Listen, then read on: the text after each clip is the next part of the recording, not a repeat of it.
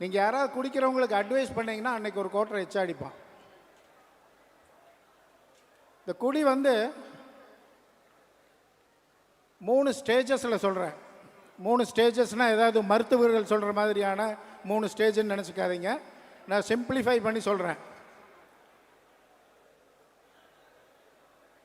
வேலைக்கு நடுவில் எப்பாவது குடிக்கிறது ஸ்டேஜ் 1.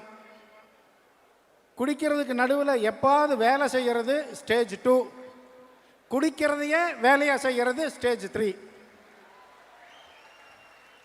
இதில் நான் எந்த வகையை சேர்ந்தவன் என்று நானே முடிவு செய்து கொள்ள வேண்டும்.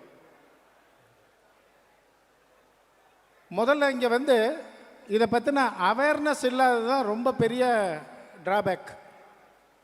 இந்த ஒரு சிறப்பான மாநாடை ஏற்பாடு பண்ணி இத்தனை பேருக்கு, இத்தனை ஆயிரம் பேரை ஒன்றா உட்கார வச்சு ஒரு அவேர்னஸ் கொடுக்கறதுங்கிறது சம்திங் கிரேட். வார்த்தைகளால் விவரிக்க முடியாத ஒரு சிறப்பு.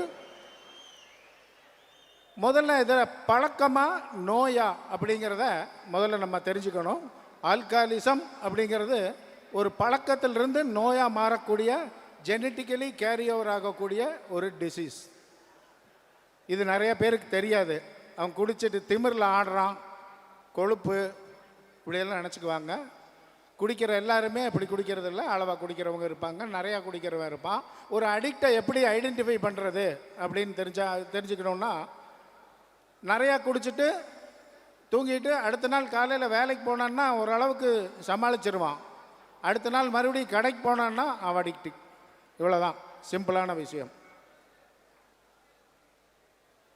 ஸோ நோயின்னு சொல்கிறியா, இதுக்குன்னு சில அறிகுறிகள் இருக்கும் இல்லையா, அதெல்லாம் என்னென்ன அப்படின்னு கேட்டால், முதல்ல வந்து பொய் நிறையா சொல்ல ஆரம்பிக்க வேண்டிய தேவை வரும். நான் சொல்கிறது பொய்ன்னு எனக்கே யோசனை வர்ற அளவுக்கு பொய் கரெக்டாக பேசுவான் அவர் குடிக்காரன்.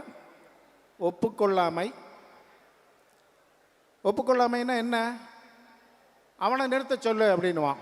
யாரை? அரசாங்கத்தை.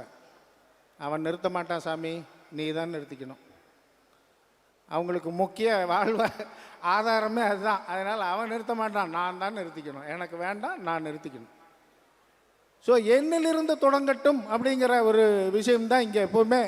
இதை வந்து ரொம்ப வித்தியாசமாக மாற்றுவோம்னு தலைவர் எடுத்திருக்காரு. ரொம்பவே சிறப்பாக இருக்குது. நாங்கள் வந்து என்னிலிருந்து தொடங்கட்டும் அப்படின்னு சொல்லுவேன். நான் முதல்ல தொடங்கி செய்கிறேன்னுவேன். பயம் நிறையா வரும், சுய பச்சாதாபம் நிறையா இருக்கும், குற்ற உணர்வு நிறையா இருக்கும். ஐயோ நேற்றெல்லாம் குடிச்சிட்டு நிறையா பிரச்சனை பண்ணிட்டேன்னு குற்ற உணர்வு இருக்கும். ஆனால் என்ன பிரச்சனைன்னா, அந்த குற்ற உணர்வையும் டாஸ்மார்க்கில் உட்காந்துட்டு தான் சரி பண்ணிக்குவான். நேற்றுலாம் மாப்பிள்ளை நிறையா ஓவராக அடிச்சிட்டுண்டா அப்படின்னு சொல்லி. ஸோ இதில் டைப்ஸ் ஆஃப் ட்ரிங்கிங் இருக்குது. எல்லாருமே எடுத்த உடனே அப்படியே ரொம்ப நல்லா கரெக்டாக தான் இருந்தேன் அப்படின்னு நினைப்பாங்க.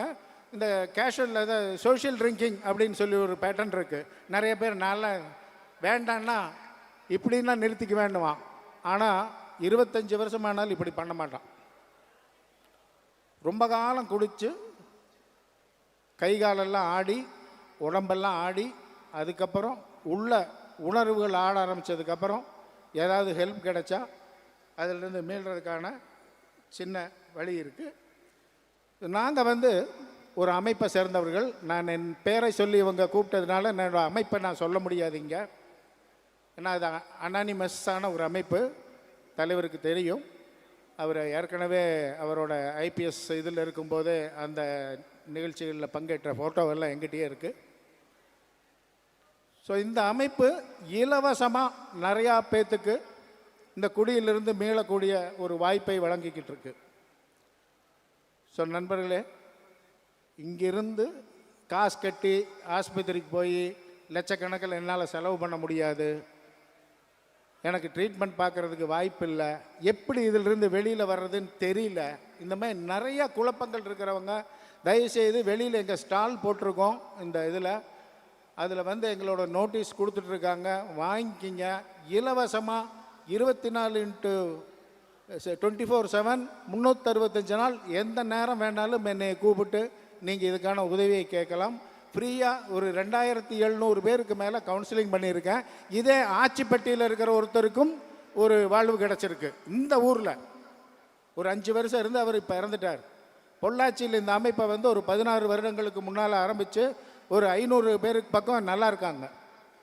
ஸோ நல்ல செய்தி வேணும். ஏன்னா எனக்கு நேரம் தலைவர் வந்துட்டதுனால நேரம் கருத்தில் கொண்டு நான் வந்து இதை என்னோட கொஞ்சம் பேச வந்ததெல்லாம் கம்மி பண்ணி பேசுகிறேன். இதை வந்து தயவுசெய்து தம்பின்னு உரிமையோடு கூப்பிட்டுக்கிறேன். திரு அண்ணாமலை அவர்களுக்கு என்னோட ரிக்வெஸ்ட் என்னென்னா, let this not be an event, let this be a process.